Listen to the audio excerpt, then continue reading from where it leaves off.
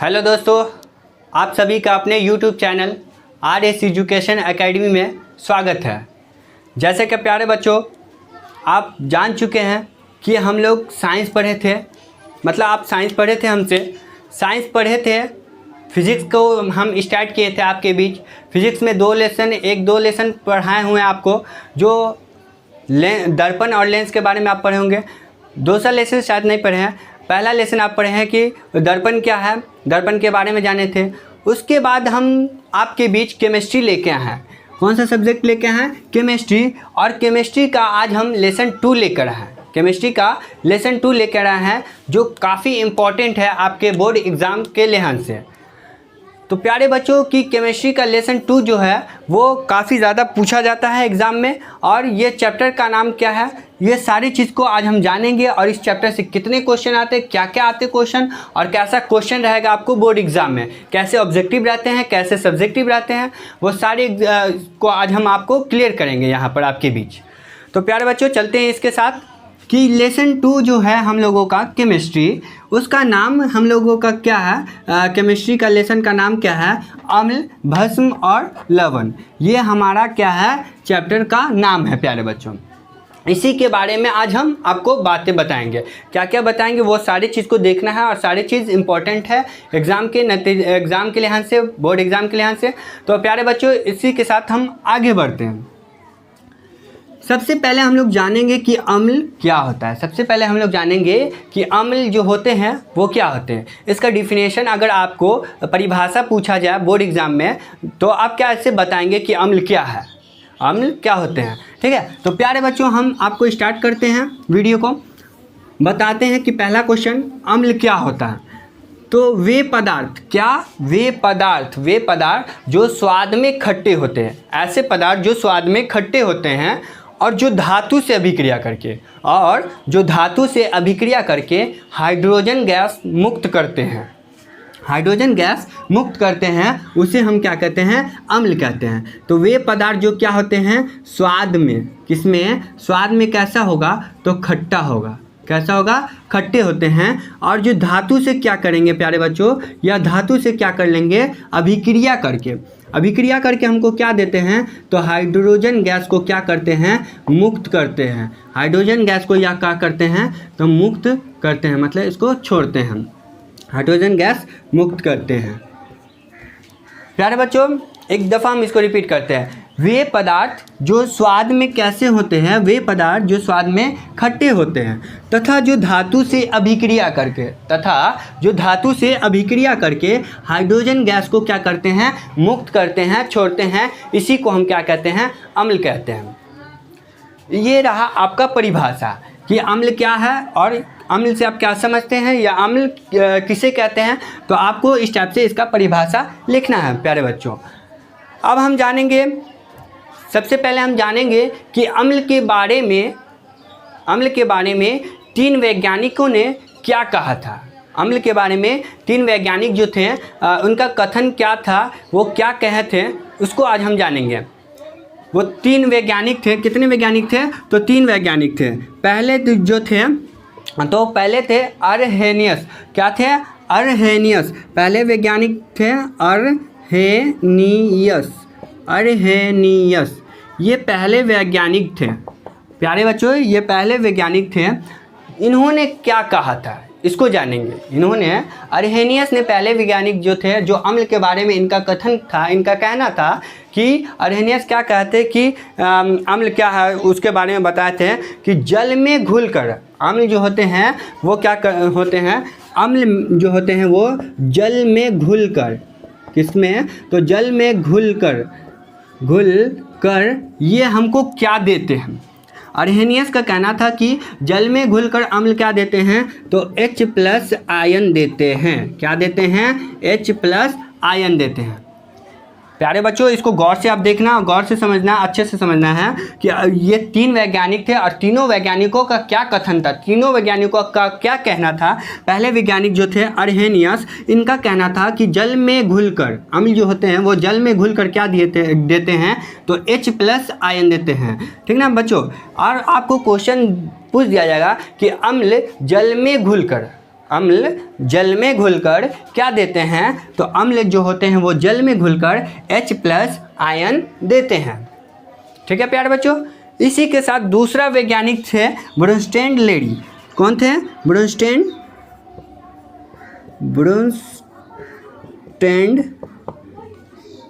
Lady. अब इनका क्या कहना था, इनके बारे में जानते हैं। ये दूसरे वैज्ञानिक जो थे इनका कहना क्या था कि अम्ल जो होते हैं वो प्रोटॉन देते हैं। वो क्या देते हैं? प्रोटॉन देते हैं। यह प्रोटॉन देते हैं। अम्ल जो होते हैं वो क्या देते हैं? हमें प्रोटॉन देते हैं। तो प्यारे बच्चों, आपको याद रखना है कि पहले वैज्ञानिक जो थे अर्हेनियस, वो बताए थे कि जल में घुलकर, अम्ल जल में घुलकर हमें क्या देता है, तो H+ आयन देते हैं। और नंबर 2 ब्रोंस्टेड लेडी ने कहा था कि ब्रोंस्टेड लेडी ने कहा है कि अम्ल जो होते हैं वो हमें क्या देते हैं, तो प्रोटॉन देते हैं। क्या चीज़ देते हैं? प्रोटॉन देते हैं। आपको पूछ दिया जाएगा कि ब्रोंस्टेड लेडी ने क्या कहा था कि अम्ल के बारे में, तो कि अम्ल क्या देता है? प्रोटॉन देता है। ठीक है। और नंबर 3 है लुईस। क्या है नंबर 3? आपको नंबर 3 वैज्ञानिक जिनका नाम था लुईस। क्या नाम था? लुईस। प्यारे बच्चों, अब लुईस का क्या कथन था? लुईस जो थे उनका क्या कथन था, उनका क्या कहना था? अगर आपको पूछ जाए कि लुईस का क्या कहना था अम्ल के बारे में, तो आप क्या बोलेंगे कि यह जो होते हैं इलेक्ट्रॉन ग्रहण करते हैं। लुईस यह क्या बोले थे कि अम्ल क्या करते हैं? इलेक्ट्रॉन को ग्रहण करते हैं। अम्ल क्या करते हैं? इलेक्ट्रॉन को ग्रहण करते हैं। इलेक्ट्रॉन को ग्रहण करते हैं। ठीक है प्यारे बच्चों। लुईस का कथन था कि अम्ल जो होते हैं वो इलेक्ट्रॉन को क्या करते हैं? ग्रहण करते हैं, मतलब उसको लेते हैं। ठीक है प्यारे बच्चों। तो ये कथन, ये तीनों वैज्ञानिक थे। तीनों वैज्ञानिकों का क्या कहना था आपको इस चीज़ से हम इसको रूबरू करा दें, इसको बता चुके हैं। पहले वैज्ञानिक अर्हेनियस जो जल में घुलकर क्या बताते हैं कि जल में घुलकर अम्ल क्या देता है? H+ आयन देता है। नंबर 2 ब्रोंस्टेड लेडी का क्या कथन था? आपको याद रखना है तीनों पॉइंट, तीनों के बारे में जान के याद रखना है कि ब्रोंस्टेड लेडी ने क्या कहा था कि यह अम्ल जो होते हैं वो हमें क्या देते हैं? तो प्रोटॉन देते हैं। क्या देते हैं? प्रोटॉन देते हैं। और नंबर 3 लुईस हमें क्या बताए थे कि लुईस बताए हैं कि अम्ल जो होते हैं वो हम इलेक्ट्रॉन को ग्रहण करते हैं। लुईस क्या बताए हैं कि अम्ल जो होते हैं वो इलेक्ट्रॉन को क्या करते हैं? ग्रहण करते हैं। तो प्यारे बच्चों, आप यहाँ तक समझ गए होंगे। अगर परिभाषा आपका है तो इस प्रकार लिखेंगे कि वे पदार्थ जो स्वाद में खट्टे होते हैं और जो धातु से अभिक्रिया करके हाइड्रोजन गैस मुक्त करते हैं उसको हम अम्ल कहते हैं। और ये इनका वैज्ञानिक, 3 वैज्ञानिक जो थे वो क्या कहते हैं अम्ल के बारे में, उनके बारे में आपको बता चुके हैं। इसी के साथ हम आगे बढ़ते हैं। दूसरा टॉपिक अम्ल के ही ऊपर चलते हैं कि अम्ल के बारे में और क्या है। तो अम्ल के बारे में आपको प्यारे बच्चों अगर गुण पूछा जाए, अम्ल के बारे में अम्ल का गुण पूछा जाए तो आप क्या बताएंगे? अम्ल का यदि आपको गुण पूछा जाए, तब पहला गुण आपको याद रखना प्यारे बच्चों कि अम्ल जो होते हैं वो कैसे होते हैं। तो अम्ल जो होते हैं वो स्वाद में, किसमें? स्वाद में कैसे होते हैं? तो खट्टे होते हैं। कैसे होते हैं? खट्टे होते हैं। क्योंकि अगर हम इसका टेस्ट करेंगे प्यारे बच्चों तो इसका स्वाद जो होगा वो कैसा होगा? वो खट्टापन होगा। कैसा होगा? खट्टा होगा। इसलिए इसका स्वाद कैसा होता है? खट्टे होता है। इसका गुण क्या है कि यह स्वाद में कैसे होंगे? खट्टे होंगे। नंबर 2 क्या जानेंगे कि अम्ल जो होते हैं वो अम्ल, अगर इसका दूसरा पॉइंट आपको बताना है तो इसका क्या बताएंगे कि अम्ल का pH मान, अम्ल का pH मान कितना होता है। पूछ दिया जाएगा आपको एग्जाम में कि अम्ल का pH मान कितना होता है। तो आप याद रखेंगे कि अम्ल का pH मान जो होता है वह 7 से कम होता है। ठीक है प्यारे बच्चों। पहला पॉइंट आप क्या बोलेंगे कि यह स्वाद में खट्टे होते हैं। और नंबर 2 दूसरा पॉइंट क्या बोलेंगे कि इसका pH मान 7 से कम होता है। तीसरा पॉइंट बोलेंगे यह नीले लिटमस पत्र को, नीले लिटमस पत्र को क्या कर देता है? कैसा बना देता है? यह जो होते हैं नीले लिटमस पत्र को कैसा बना देता है?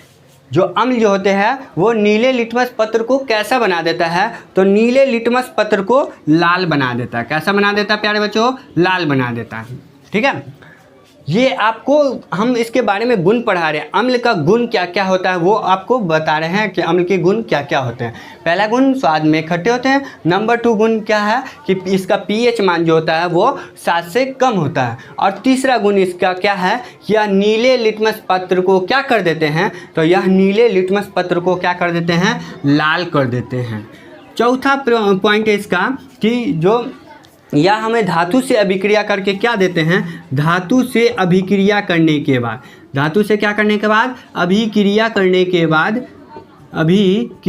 के बाद हमको क्या देते हैं, तो हाइड्रोजन गैस देते हैं। क्या देते हैं, हाइड्रोजन गैस देते हैं। या धातु से अभिक्रिया करेंगे तो यह हमें क्या देंगे, हाइड्रोजन गैस देंगे प्यारे बच्चों, ठीक है।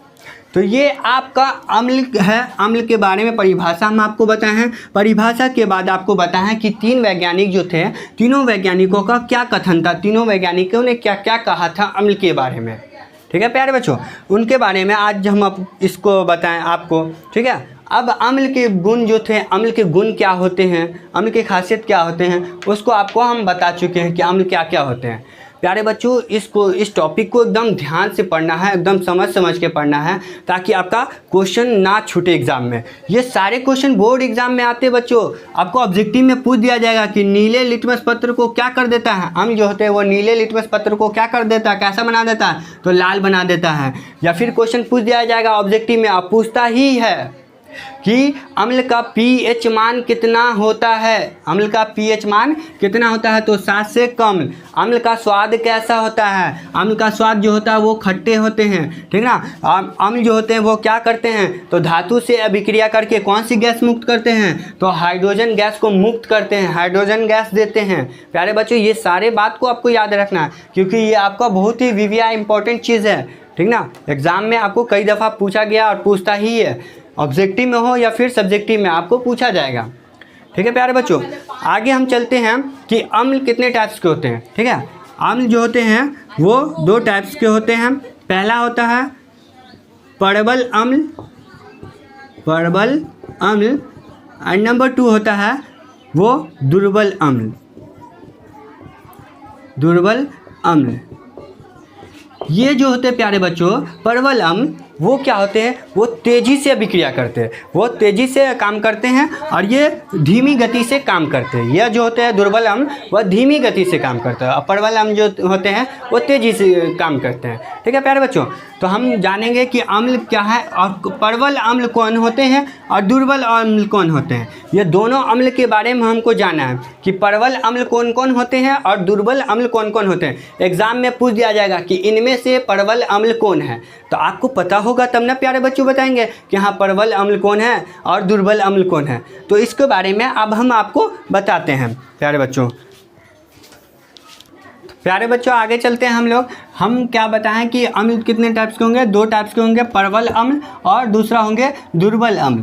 परवल अम्ल के बारे में जानेंगे कि परवल अम्ल कौन कौन से है। आपको एग्जाम में पूछा जाएगा कि परवल अम्ल कौन है, तो पहला परवल अम्ल हम लोग का हो जाता है HCl, क्या होता है, हाइड्रोक्लोरीन, ठीक है। तो ये जो होते हैं हमारे पहला परवल अम्ल है। परवल अम्ल जो होते हैं वो देखिए प्यारे बच्चों यहाँ पर 3 परवल अम्ल है। ये कितने हैं परवल अम्ल, 3 हैं। और इधर हमारे कितने हैं, तो ये 2 ही दुर्बल अम्ल होते हैं। दुर्बल अम्ल कितने होते हैं, 2 होते हैं। परवल अम्ल ये 3 आपको दे दिए यहाँ पर। देखिए पहला HCl है, ये पहला परवल अम्ल हो गया हमारा। दूसरा है H2SO4, दूसरा क्या है H2SO4, ये हमारा दूसरा परवल अम्ल है। और तीसरा परवल अम्ल क्या है, तो HNO3, ये हमारा क्या है, तीसरा परवल अम्ल है। परवल अम्ल का कितना आपको 3 एग्जाम्पल दिए हैं, कौन कौन परवल अम्ल है, तो HCl पहला परवल अम्ल है, और दूसरा क्या है H2SO4, ये क्या है हमारा, ये भी कौन है हमारा, तो परवल अम्ल ही है। तीसरा है HNO3, ये भी हमारा क्या है, तो प्यारे बच्चों ये भी हमारा परवल अम्ल ही है। अब दूसरा में चलते हैं कि दुर्बल अम्ल कौन है। दुर्बल अम्ल कौन कौन होते हैं, तो दुर्बल अम्ल CH3COOH, ये हमारा क्या है, दुर्बल अम्ल, ये हमारा क्या है, दुर्बल अम्ल। CH3COOH, ये हमारा क्या है, दुर्बल अम्ल। और दूसरा ये है C2H5 और OH, C2H5OH, ये हमारा क्या है, ये दूसरा दुर्बल अम्ल है। तो प्यारे बच्चों ये दो प्रकार के अम्ल, प्रबल अम्ल और दुर्बल अम्ल। प्रबल अम्ल कौन कौन है ये आप इसको जान चुके हैं, इसको नोट करना होगा तो आप स्क्रीनशॉट ले सकते हैं या वीडियो को देखकर नोट कर सकते हैं। ठीक है प्यारे बच्चों, तो ये आप याद रखेंगे कि प्रबल अम्ल कौन कौन है, ये प्रबल अम्ल होते हैं, और दुर्बल अम्ल कौन है, तो ये दुर्बल अम्ल है। ये दो प्रकार के दुर्बल अम्ल होते हैं। ठीक है प्यारे बच्चों, इसके बारे में हम लोग समझ चुके हैं। अब आगे बढ़ेंगे हम लोग इसके बाद हम लोग दूसरा टॉपिक पे चलते हैं। दूसरा टॉपिक हमारा क्या है उसको जानेंगे। ठीक है प्यारे बच्चों,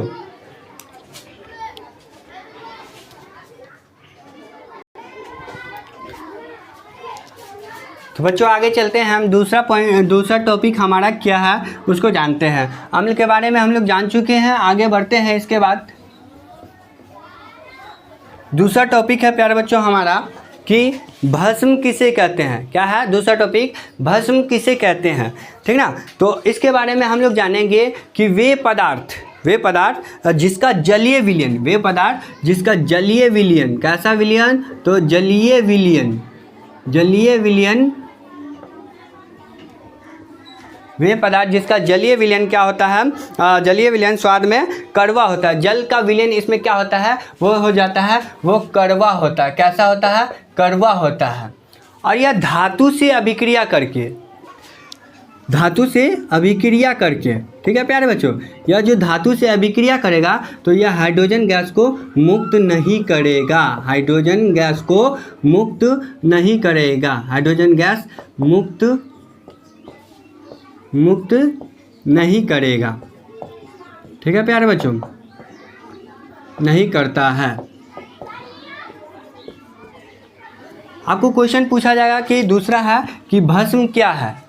अम्ल के बाद आपको पूछा जाएगा कि भस्म क्या होता है। ठीक है प्यारे बच्चों, तो अम्ल के बाद हम लोग जानते हैं भस्म के बारे में कि भस्म क्या है। तो वे पदार्थ जिसका जलीय विलयन स्वाद में कैसा होता है, स्वाद में कड़वा होता है। वैसा पदार्थ जिसका जलीय विलयन स्वाद में चखने पर वो क्या हो जाएगा, कड़वा होगा। और जो धातु से अभिक्रिया करने पर हाइड्रोजन गैस को मुक्त नहीं करेगा, इसको हम क्या कहेंगे, तो इसको हम क्या कहेंगे, भस्म कहेंगे। ये आपका परिभाषा हुआ भस्म का। अम्ल हम लोग जान चुके हैं, अम्ल के बारे में जाने हैं। नंबर 2 हमारा पॉइंट क्या है, भस्म है। भस्म के बारे में जानते हैं परिभाषा कि वे पदार्थ जिसका जलीय विलयन स्वाद में कैसा होता है, कड़वा होता है। वे पदार्थ जिसका जलीय विलयन स्वाद में कड़वा हो तथा जो धातु से अभिक्रिया करने पर हाइड्रोजन गैस मुक्त नहीं करते हैं, उसे हम क्या कहते हैं, भस्म कहते हैं।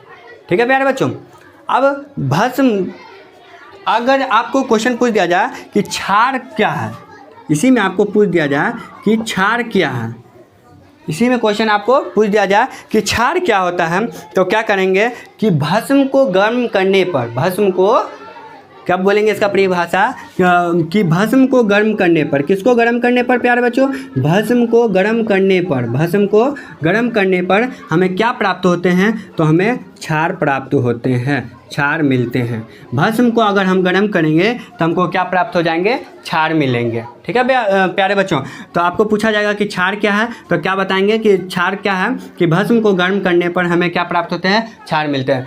ठीक है, आगे हम चलते हैं कि क्षार के बारे में जानेंगे कि क्षार क्या है।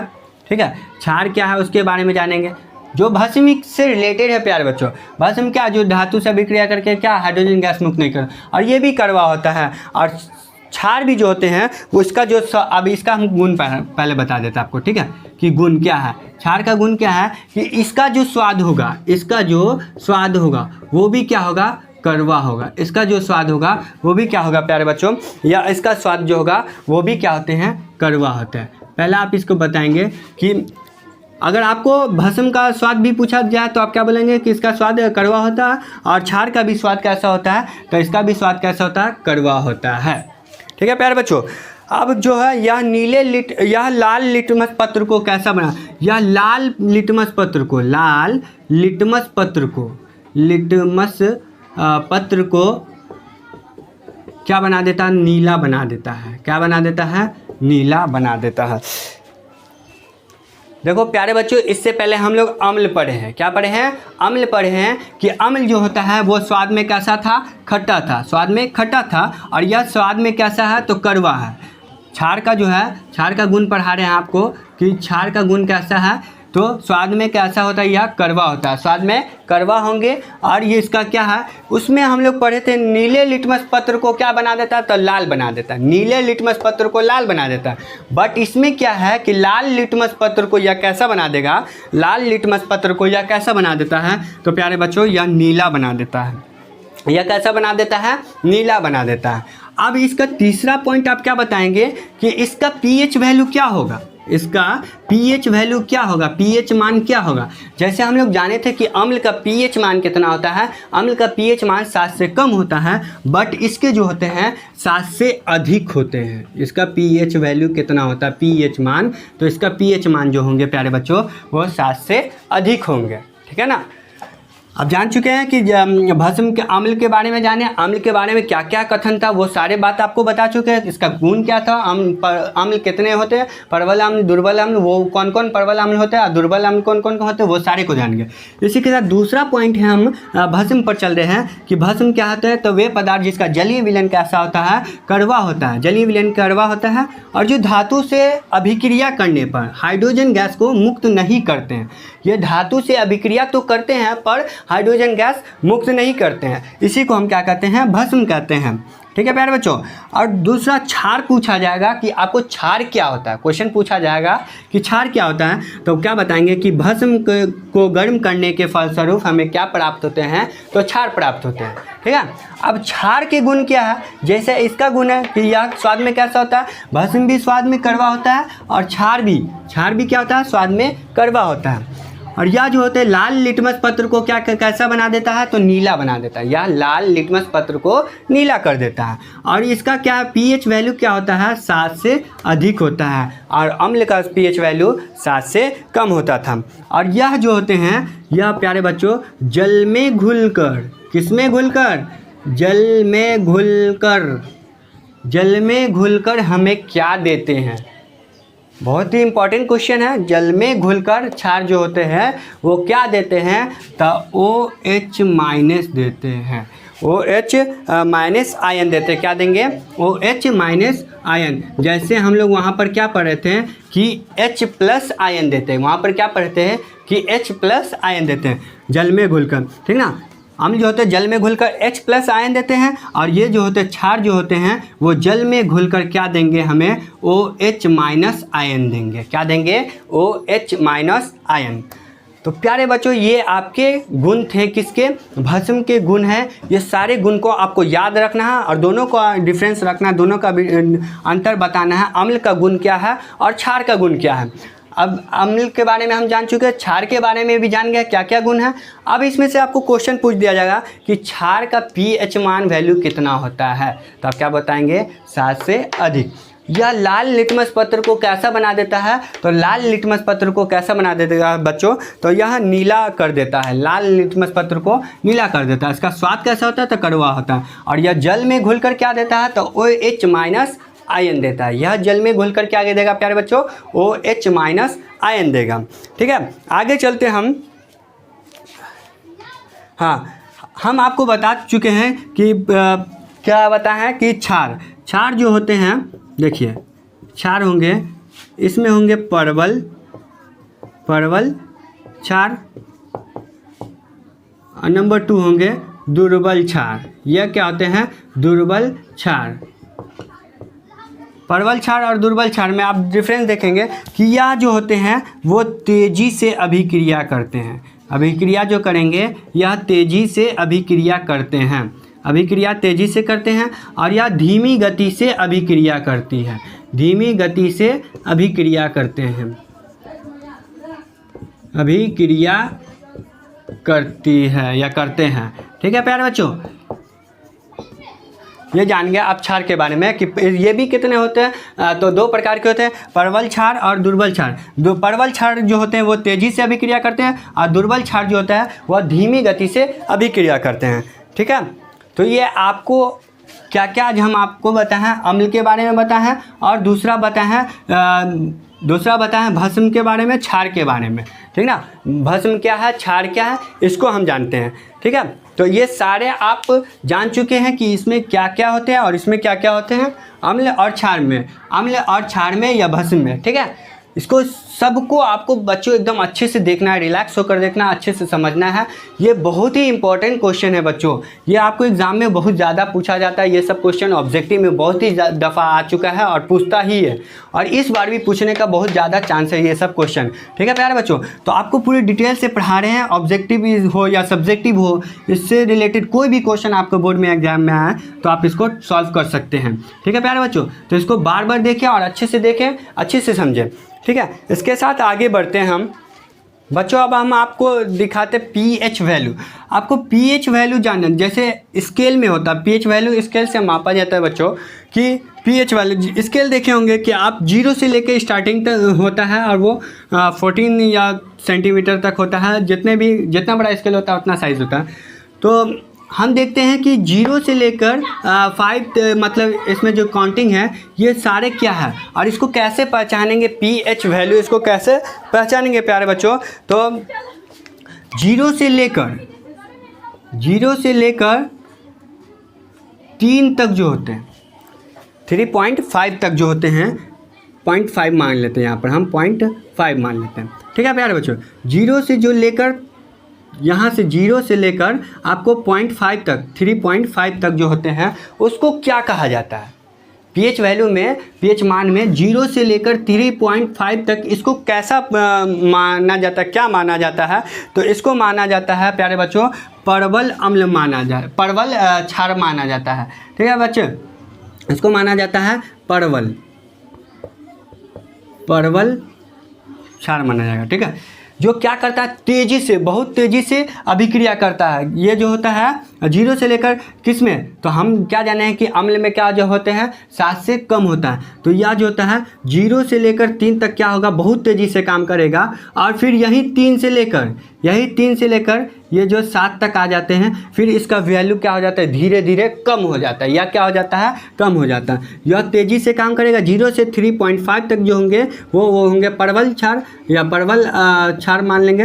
ठीक है, और ये जो होते हैं तेज़ी से काम करेंगे यहाँ तक, और यहाँ के बाद जो आते हैं ये फिर धीमी गति में हो जाते हैं। इसलिए इसका पीएच मान कितना होता है, 7 से कम होता है अम्ल का। ठीक है, अब जो होते हैं 7 से लेकर इधर वाले में मान लेते हैं, 7 से लेकर 10 तक 0.5 मान लेते हैं इसको। ठीक है, इसमें इधर क्या हो जाएगा, ये हो जाएगा तेज़ी से गति करेगा, ये हो जाएगा परवल, और इधर वाला इसको मान लेते हैं दुर्बल, इसको दुर्बल अम्ल मान लेते हैं, इसको अम्ल मान लेते हैं। ठीक है, और इसको भी अम्ल मान लेते हैं। 0 से लेकर 3.5 तक जो होते हैं वो तेज़ी से गति करता है, मतलब इसकी वैल्यू जो होते हैं इधर वाले की तेज़ रहती है, और इधर वाले की क्या हो जाता है 3.5 से लेकर 7 तक जो होते हैं ये क्या होते हैं, किसके वैल्यू है, पीएच मान किसका है। तो ये पीएच मान आपको अभी बता चुके हैं, अम्ल का पीएच मान होता है। अम्ल के पीएच मान में जो होता है 0 से लेकर 3.5 तक वो क्या होते हैं, परवल अम्ल होते हैं, और इधर से जो होते हैं 3.5 से लेकर 7 तक वो हो जाते हैं दुर्बल अम्ल, मतलब वो धीरे गति से काम करते हैं। और इसी में क्षार में मान लेते हैं प्यारे बच्चों, क्षार में क्या होते हैं कि 7 से लेकर 10.5 तक जो होते हैं 10.5 तक क्षार में वो क्या हो जाते हैं, परवल क्षार हो जाते हैं। ये क्या हो जाएंगे, परवल क्षार। और 10.5 के बाद हम ले लेंगे 14 पर चले जाएंगे, तो ये हमारा क्या हो जाएगा, यह दुर्बल क्षार हो जाएगा। यह क्या हो जाएगा, दुर्बल क्षार हो जाएगा। ठीक है प्यारे बच्चों, ये आपका मेज़र करने का स्केल था। ये क्या है, स्केल है, इसको स्केल को पहचानना है। अम्ल में क्या है कि 0 से लेकर 3.5 तक जो होते हैं वो तेज़ी से करते हैं काम, इधर वाले तेज़ी से काम करते हैं, इसलिए इसको परवल अम्ल बोलेंगे। और इधर से जो 3.5 से लेकर 7 तक जो जाएंगे वो दुर्बल अम्ल हो जाते हैं। ठीक ना, तो इसका पीएच वैल्यू कुल कितना हो गया, पीएच वैल्यू 7 से कम होता है। ठीक ना, और इसका क्षार का हम क्या बताया, 7 से अधिक होता है। जो 7 से लेके 10.5 तक जो होते हैं वो एकदम तेज़ी से रहते हैं। इधर इसमें क्या हो जाता है, शुरुआती क्या हो जाता है, तेज़ी हो जाता है, और अंत क्या हो जाता है, दुर्बल हो जाता है, धीमी हो जाता है। और जो ये देख रहे हैं प्यारे बच्चों, ये उदासीन है। किसका है, उदासीन का पीएच वैल्यू कितना होता है, तो उदासीन का पीएच वैल्यू 7 होता है। क्या होता है, 7 होता है, 7। तो यहाँ पर हम आपको लिख दिए 7 मतलब उदासीन। ठीक है, तो ये आपको क्लियर हो चुका होगा। आई होप कि आप इसको समझ चुके होंगे। पीएच वैल्यू भी जान गए कैसे निकाला है, कैसे क्या है, इसमें क्या क्या दिया गया है, क्या क्या करना रहता है। ठीक है प्यारे बच्चों, आगे हम चलते हैं, आपको लेकर चलते हैं कि अम्ल में क्या क्या पाया जाता है।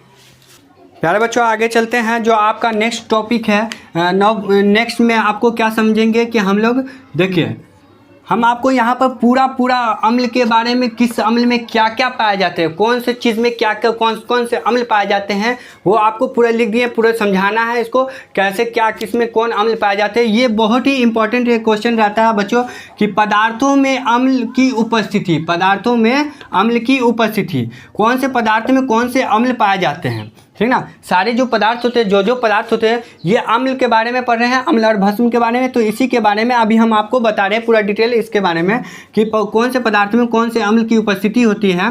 तो यहाँ पर आपको हम 10 पदार्थ का नाम लिख दिए हैं। कितने पदार्थ का? 10 पदार्थ का नाम लिख दिए हैं, और 10 पदार्थ के अम्ल कौन कौन से अम्ल पाए जाते हैं। ठीक है, तो पहला पदार्थ, दूसरा पदार्थ, इसी टाइप से आपको हम 10 पदार्थ का नाम लिखे हैं, और 10 पदार्थ में कौन कौन से अम्ल पाए जाएंगे वो सारे को आपको हम बता रहे हैं। पहला है हमारा प्यारे बच्चों संतरा या नींबू। संतरा जो होते हैं, खाने वाले संतरा जो होते हैं या नींबू होते हैं, उसमें जो अम्ल पाए जाते हैं वो कौन से अम्ल पाए जाते हैं प्यारे बच्चों? तो सिट्रिक अम्ल पाए जाते हैं। एग्जाम में यह क्वेश्चन बहुत आता है प्यारे बच्चों, और बहुत भी आया रहता है। इसमें से एक ना एक आपको ज़रूर क्वेश्चन एग्जाम में रहेगा, तो इसको आप अच्छे से याद करेंगे, पूरा नोट करेंगे और नोट में लिखेंगे कि कैसे किसमें कौन अम्ल पाए जाते हैं, कौन से पदार्थ में कौन से अम्ल पाए जाते हैं। ये सारे को आपको नोट करना है, और नोट करने के बाद इसको याद रखना है, याद कर लेना है कि किसमें कौन से पदार्थ पाए जाते हैं।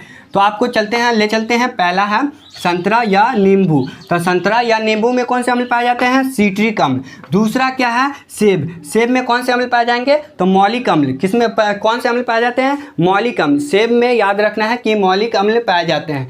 तीसरा कौन सा है हमारा? इमली। इमली जो होते हैं खट्टे होते हैं, वो क्या, उसमें कौन से पदार्थ पाए जाते हैं, कौन से अम्ल पाए जाएंगे? तो टार्ट्रिक अम्ल पाए जाते हैं। टार्ट्रिक अम्ल जो होते हैं वो इमली के अंदर पाया जाता है। और चौथा कौन सा है? सिरका। चौथा कौन सा है? सिरका।